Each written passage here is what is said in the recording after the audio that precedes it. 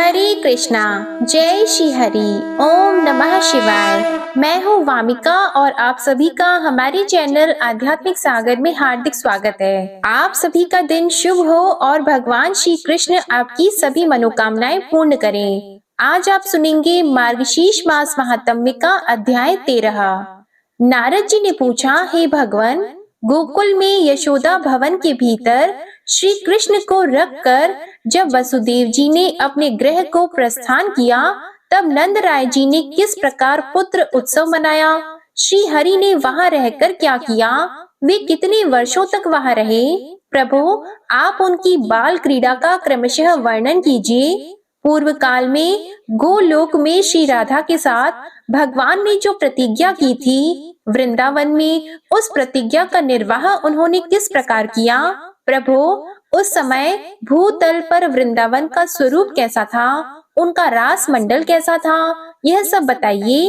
रास क्रीड़ा और जल क्रीड़ा का विस्तार पूर्वक वर्णन कीजिए। नंद ने कौन सी तपस्या की थी? यशोदा और रोहिणी ने कौन सा तप किया था? श्री हरि से पहले हलधर का जन्म कहाँ हुआ था? श्री हरि का अपूर्व आख्यान अमृत खंड के समान माना गया है। विशेषतः कवि के मुख में श्री हरि चरित्रमय काव्य पद पद पर नया प्रतीत होता है। प्रभु, आपने ही यह वर्णन किया है कि आप दोनों नर और नारायण श्री हरि के चरणों में विलीन हो गए थे। उनमें भी आप ही साक्षात गोलोक के अंश हैं, अतः उनके समान ही महान है। इसलिए श्री कृष्ण लीलाएं आपके प्रत्यक्ष अनुभव में आई हुई हैं, अतः आप उनका वर्णन कीजिए। भगवान नारायण बोले, नारद, ब्रह्मा, शिव, शेष, गणेश, कूर्म, धर्म, मैं, नर तथा कार्तिकेय, ये 9 श्री कृष्ण के अंश हैं। अहो, उन गोलोकनाथ की महिमा का कौन वर्णन कर सकता है, जिन्हें स्वयं हम भी नहीं जानते और न वेद ही जानते हैं? फिर दूसरे विद्वान क्या जान सकते हैं? शूकर, वामन, कल्की, बुद्ध, कपिल और मत्स्य, ये भी श्री कृष्ण के अंश हैं तथा अन्य कितने ही अवतार हैं जो कृष्ण की कला मात्र हैं। हे ब्राह्मण, सुनो, मैं तुमसे यशोदा, नंद और रोहिणी के तप का वर्णन करता हूँ, जिसके कारण उन्होंने श्री हरि का मुंह देखा था। वसुओं में श्रेष्ठ तपोधन द्रोण नंद नाम से इस धरातल पर अवतीर्ण हुए थे। उनकी पत्नी जो तपस्विनी धरा थी, वे ही सती साध्वी यशोदा हुई थी। सर्पों को जन्म देने वाली नाग माता कद्रु ही रोहिणी बनकर भूतल पर प्रकट हुई थी। इनके जन्म और चरित्र का वर्णन करता हूँ, तुम इसे सुनो। एक समय की बात है, पुण्यदायक भारतवर्ष में गौतम आश्रम के समीप गंधमादन पर्वत पर धरा और द्रोण ने तपस्या आरंभ की। मुने, उनकी तपस्या का उद्देश्य था भगवान श्री कृष्ण का दर्शन। सुप्रभा के निर्जन तट पर 10,000 वर्षों तक वे वसु दंपति तपस्या में लगे रहे, परंतु उन्हें श्री हरि के दर्शन नहीं हुए। तब वे दोनों वैराग्यवश अग्नि कुंड का निर्माण करके उसमें प्रवेश करने को उद्यत हो गए।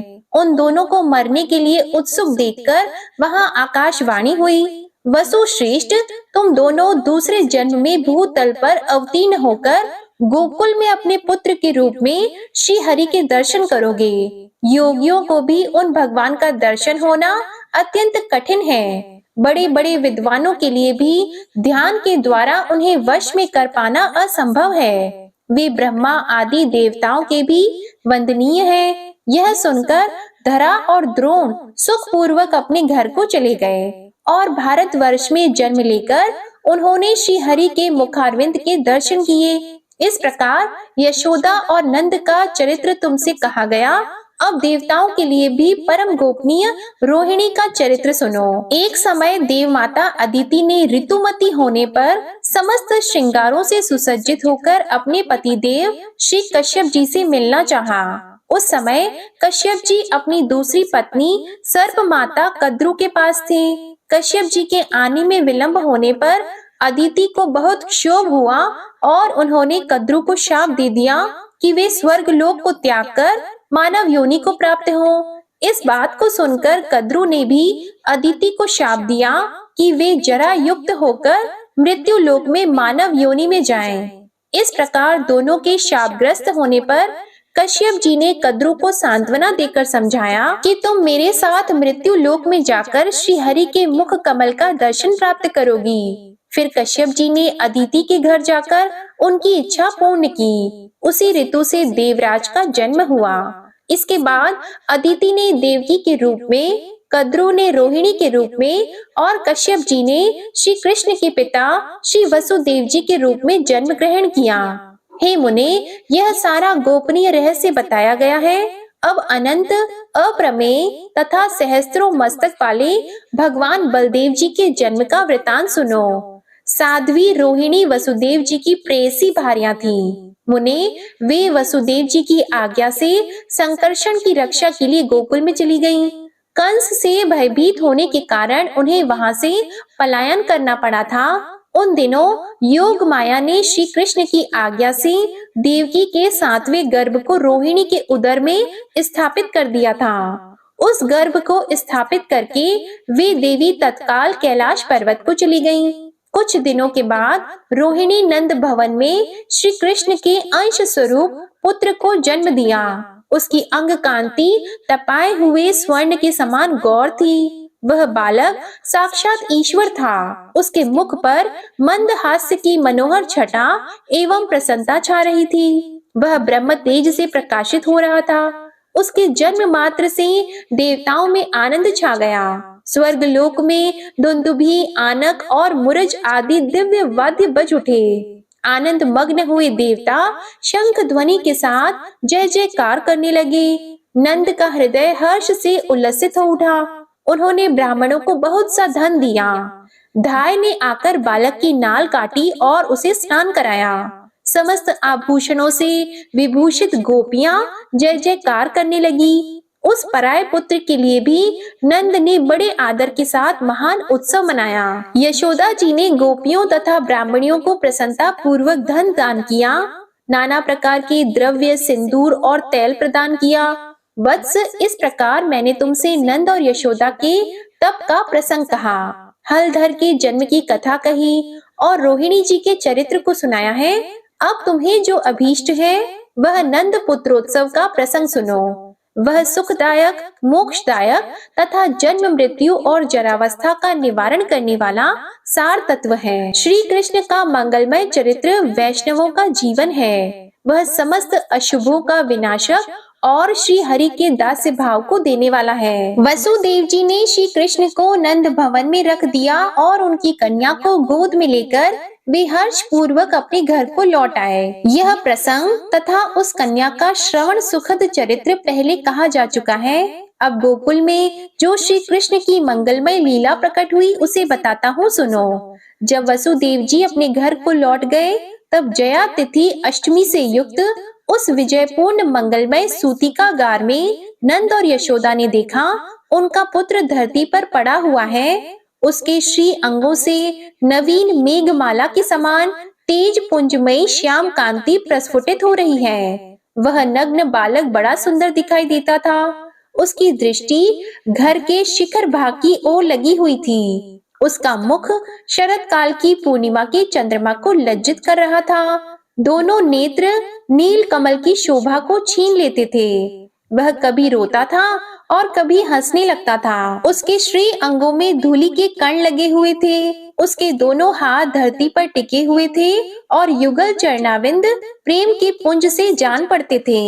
उस दिव्य बालक श्री हरि को देखकर पत्नी सहित नंद को बड़ी प्रसन्नता हुई। धाय ने ठंडे जल से बालक को स्नान कराया और उसकी नाल काट दी। उस समय गोपियां हर्ष से जय जयकार करने लगी। व्रज की सारी गोपियां, बालिकाएं और युवतियां भी ब्राह्मण पत्नियों के साथ सूतिका गार में आईं। उन सब ने आकर बालक को देखा और प्रसन्नता पूर्वक उसे आशीर्वाद दिया। नंद नंदन की पूरी पूरी प्रशंसा करती हुई वे उन्हें अपनी गोद में ले लेती थीं। उनमें से कितनी ही गोपियां रात में वहीं रह गईं। नंद ने वस्त्र सहित स्नान करके धुली हुई धोती और चादर धारण की। फिर प्रसन्न चित्त होकर वहां परंपरागत विधि का पालन किया। ब्राह्मणों को भोजन कराया, उनसे मंगल पाठ करवाया। नाना प्रकार के बाजे बजवाए और बंदी जनों को धन दान किया। इसके बाद नंद ने आनंद पूर्वक ब्राह्मणों को धन दिया तथा उत्तम रत्न, मूंगे और हीरे भी आदर पूर्वक उन्हें दिए। मुने तिलों के 7 पर्वत, सुवर्ण के 100 ढेर, चांदी, धान्य की पर्वतोत्तम राशि, वस्त्र, दूध, दही, शक्कर, माखन, स्वादिष्ट मोदक, सब प्रकार की खेती से भरी पूरी भूमि, वायु के समान वेगशाली घोड़े, इन सब का दान करके नंद जी बड़े प्रसन्न हुए। उन्होंने सूतिकागार की रक्षा के लिए ब्राह्मणों को नियुक्त किया, मंत्रज्ञ मनुष्यों तथा बड़ी बूढ़ी गोपियों को लगाया। उन्होंने ब्राह्मणों द्वारा वेदों का पाठ कराया, एकमात्र मंगलमय हरि नाम का कीर्तन कराया तथा देवताओं की पूजा करवाई। युवती तथा बड़ी बूढ़ी ब्राह्मण पत्नियां बालक बालिकाओं को साथ लेकर मुस्कुराती हुई नंद भवन में आईं। नंद राय जी ने उनको भी नाना प्रकार के धन और रत्न दिए। रत्नमय अलंकारों से विभूषित बड़ी बूढ़ी गोपियां भी मुस्कुराती हुई तीव्र गति से नंद मंदिर में आईं। उन्हें बहुत से वस्त्र, चांदी और सहस्त्रों गौएं सादर अर्पित की। ज्योतिष शास्त्र के विशेषज्ञ, विविध ज्योतिषी जिनकी वाणी सिद्ध थी, हाथ में पुस्तकें लिए नंद मंदिर में पधारे। नंद जी ने उन्हें नमस्कार करके प्रसन्नता पूर्वक उनके सामने विनय प्रकट की। उन सब ने आशीर्वाद दिए और उत्तम बालक को देखा। इस प्रकार ब्रजराज नंद ने सामग्री एकत्रित करके पुत्र का उत्सव मनाया और ज्योतिषियों द्वारा शुभ अशुभ भविष्य का प्रकाशन कराया। इसके बाद वह बालक नंद भवन में शुक्ल पक्ष के चंद्रमा की भांति दिनों दिन बढ़ने लगा। श्री कृष्ण और हलधर दोनों ही माता का स्तन पान करते थे। उन्हें वहां नंद के पुत्र उत्सव में प्रसन्न हुई रोहिणी देवी ने आई हुई स्त्रियों को प्रसन्नता पूर्वक तेल, सिंदूर और तांबूल प्रदान किए। वे सब बालक के सिर पर आशीर्वाद देकर अपने अपने घर को चली गईं। केवल यशोदा, रोहिणी और नंद ये ही उस घर में हर्ष पूर्वक रहे। भगवान नारायण कहते हैं, नारद, एक दिन राजसभा में स्वर्ण सिंहासन पर बैठे हुए कंस को बड़ी मधुर आकाशवाणी सुनाई दी। ओ महामूढ़ नरेश, क्या कर रहा है? अपने कल्याण का उपाय सोच। तेरा काल धरती पर उत्पन्न हो चुका है। वसुदेव ने माया से तेरे शत्रुभूत बालक को नंद के हाथ में दे दिया और उनकी कन्या लाकर तुझे सौंप दी। यह कन्या माया का अंश है और वसुदेव के पुत्र के रूप में साक्षात श्री हरि अवतीर्ण हुए हैं। वे ही तेरे प्राण हंता हैं। इस समय गोकुल के नंद मंदिर में उनका पालन पोषण हो रहा है। देवकी का 7वां गर्भ भी स्खलित या मृत नहीं हुआ है। योग माया ने उस गर्भ को रोहिणी के उदर में स्थापित कर दिया था। उस गर्भ से शेष के अंशभूत महाबली बलदेव जी प्रकट हुए हैं। श्री कृष्ण और बलभद्र दोनों तेरे काल हैं और इस समय गोकुल के नंद भवन में पल रहे हैं। वह आकाशवाणी सुनकर राजा कंस का मस्तक झुक गया। उसे सहसा बड़ी भारी चिंता प्राप्त हुई। उसने अनमने होकर आहार को भी त्याग दिया और प्राणों से भी बढ़कर प्रेयसी बहन सती साध्वी पूतना को बुलाकर उस नीतिज्ञ नरेश ने भरी सभा में इस प्रकार कहा। कंस बोला, पूतने, मेरे कार्य की सिद्धि के लिए गोकुल के नंद मंदिर में जाओ और अपने स्तन को विष से ओतप्रोत करके शीघ्र ही नंद के नवजात शिशु के मुख में दे दो। तुम मन के समान वेग से चलने वाली माया शास्त्र में निपुण और योगिनी हो, अतः माया से मानवी रूप धारण करके तुम वहां जाओ। सुप्रतिष्ठे, तुम दुर्वासा से महामंत्र की दीक्षा लेकर सर्वत्र जाने और सब प्रकार का रूप धारण करने में समर्थ हो। नारद, ऐसा कहकर महाराज कंस उस राजसभा में चुप हो गया। इधर स्वेच्छाचारिणी पूतना कंस को प्रणाम करके वहां से चल दी। उसने परम सुंदरी नारी का रूप धारण कर लिया। उसकी अंग कांति तपाए हुए स्वर्ण के समान प्रकाशित हो रही थी। वह अनेक प्रकार के आभूषणों से विभूषित थी और मस्तक पर मालती की माला से अलंकृत केश पाश धारण किए हुए थे। उसके ललाट में कस्तूरी की बेंदी से युक्त सिंदूर की रेखा शोभा पा रही थी। पैरों में मंजीर और कटी भाग में करधनी की मधुर झनकार फैल रही थी। ब्रज में पहुंचकर पूतना ने मनोहर नंद भवन पर दृष्टिपात किया। वह दुर्लभ एवं गहरी खाइयों से घिरा हुआ था।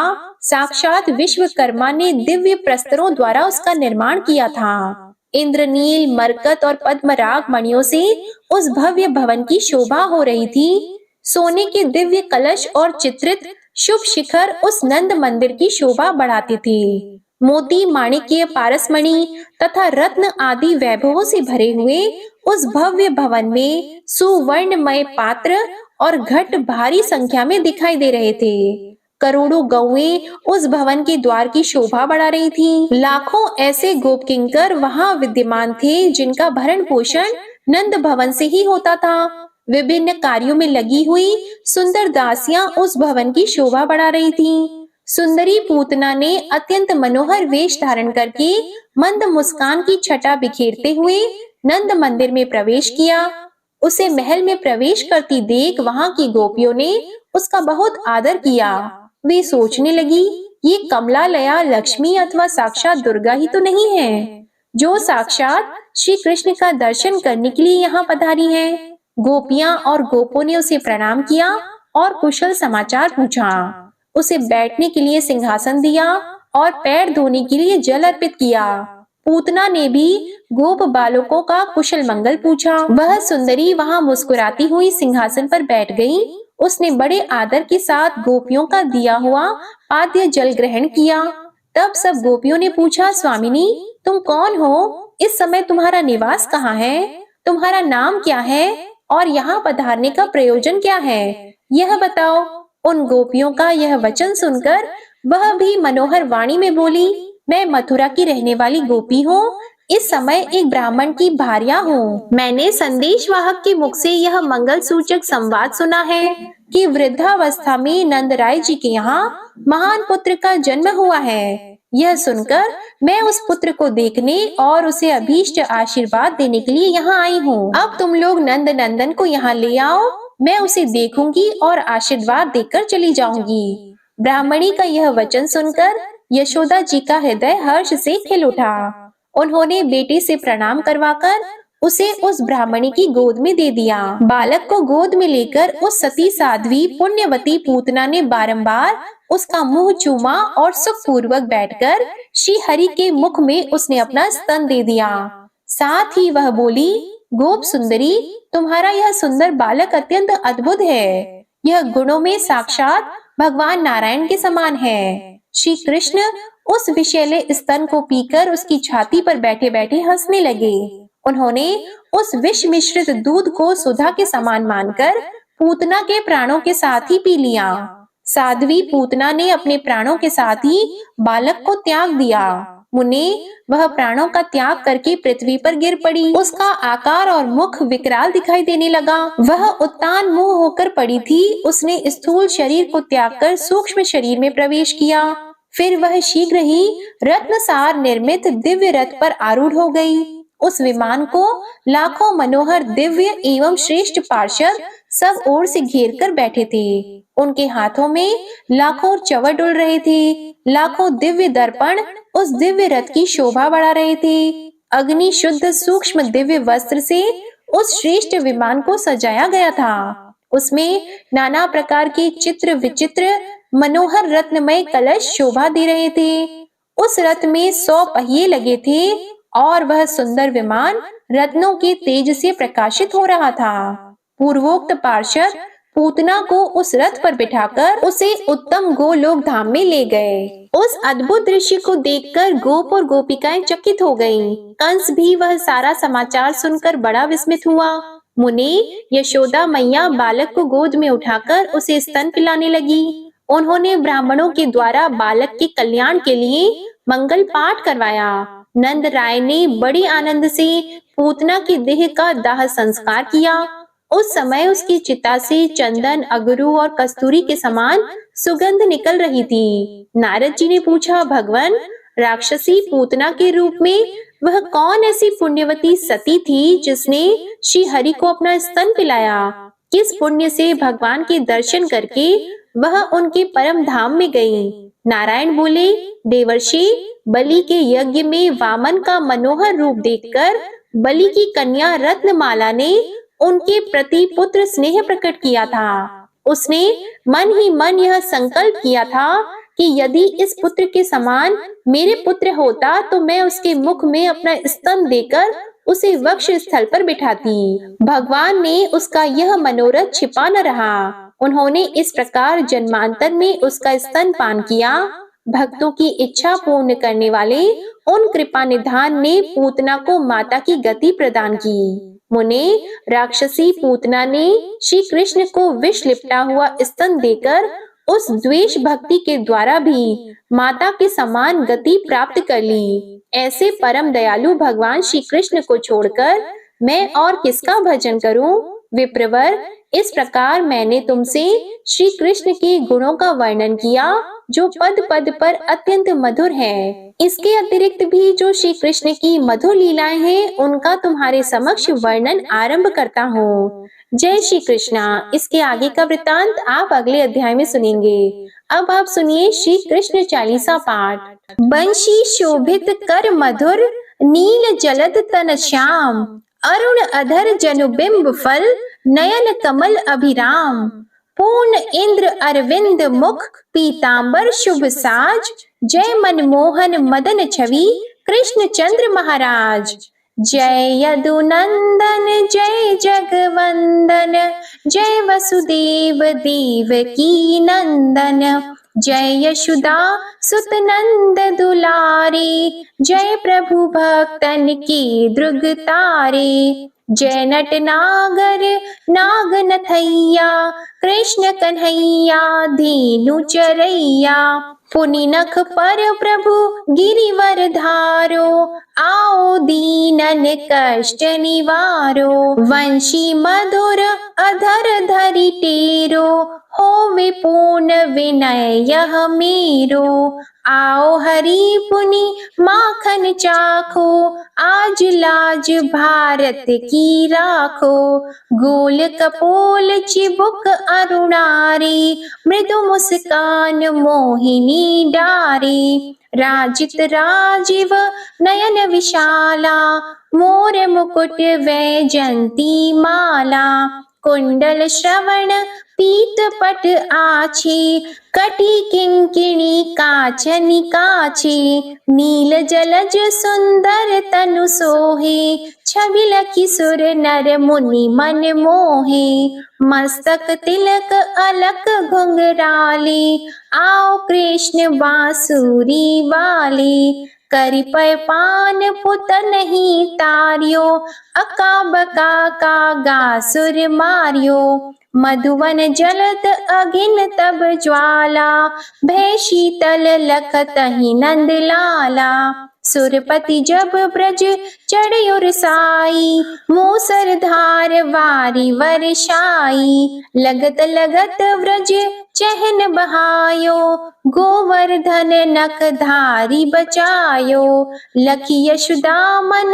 भ्रम अधिकाई, मुख मंद 14 भुवन दिखाई, दुष्ट कंस अति उधम मचायो, कोटि कमल जब फूल मंगायो, नाथी कली यहीं तब तुम लीन है, चरण चिन्ह दे निर्भय कीन है, करि गोपिन संग रास विलासा, सबकी पूर्ण करि अभिलाषा, केतिक महा असुर संहार्यो, कंस ही केस पकड़ी दे मारियो, मात पिता की बंदी छुड़ाई, उग्रसेन कह राज दिलाई, महिषी मृतक छहो सुत लायो, मातु देव की शोक मिटायो, भौमासुर मुर दैत्य सहारी, लाए 68 सहस कुमारी,